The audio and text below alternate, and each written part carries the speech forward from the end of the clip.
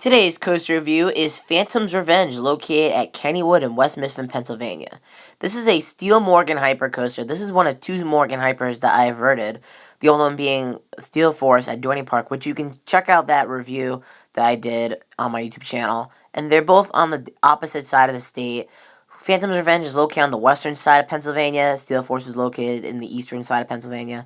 And I gotta say, Phantom's Revenge is by far better than Steel Force. I love Steel Force, but this one is just definitely better. With its airtime and second drop, this coaster just rocks. I like this ride. So today I'm gonna be talking about one of my thoughts on Phantom's Revenge, what I think about it, what I didn't, what I liked about it, stuff like that. So let's go on to the stats. So it's located at Kennywood in West Mifflin, Pennsylvania. It has a is manufactured by Morgan. It's manufactured by Morgan. It is a hyper coaster. It used to be called. Here's a note that it used to be called Steel Phantom. It was manufactured by Aerodynamics, and it used to have 4 inversions when it was open. Now it has 0 inversions. It has a height of 160 feet, a drop of 228 feet. It has 3,200 feet of track. It goes 85 miles per hour.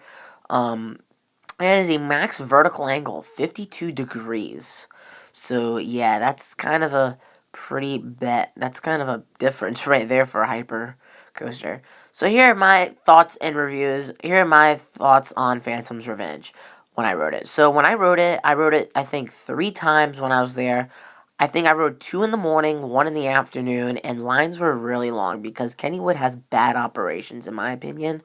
I mean, they were just running like one train on like any other roller coaster, and Phantom's Revenge was like one of them, which caused long lines, and it was hot that day, and yeah, um, so my thoughts on it, I thought it was running sluggish. It was running sluggish, it was running sluggish, when I rode it in the morning, but it wasn't, I mean, I love the second drop. Second drop is by far better, because second drop, you just feel like it's like a bit better drop.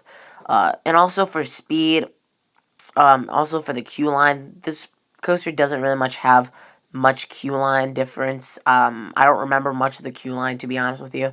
But this coaster doesn't really much have much queue line. So when you're in the station, there's no theming in the station. But for trains, it has Steel Phantom trains. It has Steel Phantom trains. It has Morgan trains. So it has Morgan trains. It has different lap bars than Steel Force has. Instead, this one has like a fatter lap bar that just goes over you. So here's a POV of Phantom's Revenge. The credit goes to Kennywood, so don't forget to check out that POV. So when you're going up the lift, here's the drop right here. I think this is a 52 vertical angle drop, and this drop is really weak. It's not that impressive drop. It's not one of my favorite drops that I've been on, but it does speed up to 80 miles per hour. And then this right here is that right there was pretty slow. That used to be an inversion on Steel Phantom, which was a loop. And that second drop is a beauty. I mean, that second drop is like probably the best drop on this coaster, and probably the best element too. After this, you go through curves. You go through like a tunnel right through Thunderbolt, and then you do have a couple airtime hills. You go like pretty much around Thunderbolt, which is their wooded roller coaster. So you go around there. You do have a lot of turns to it. You do have a couple airtime hills and stuff. And one of the airtime hills, just like when I put my hands in the air, I was like, I accidentally hit one of the people right next to me. So, one of the people right in front of me. Because the airtime is just so brilliant. Is it re-rideable for kids? Should kids go on this ride? I think kids could definitely get a chance to go on this ride, in my opinion. I mean, it's not like that bad. I mean, the drop is not a difference at all. But the second drop is a good one. So what is it gonna get for a score? It's gonna get a 9.5 out of 10. 9.5 out of 10. Like I said, it's kind of weak on its first drop. But the second drop is really good. It definitely deserves a 9.5 out of 10. Only things that's missing about this coaster, I'd say, is 9.5 out of...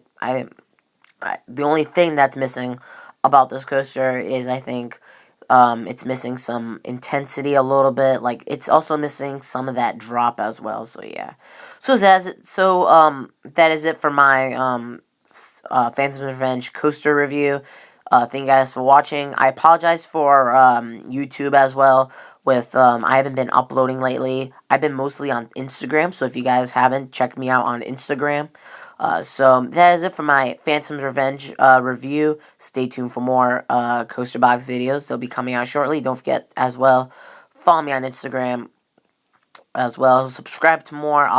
I'm hoping I'm going to be posting more shortly, and I'll see you guys later.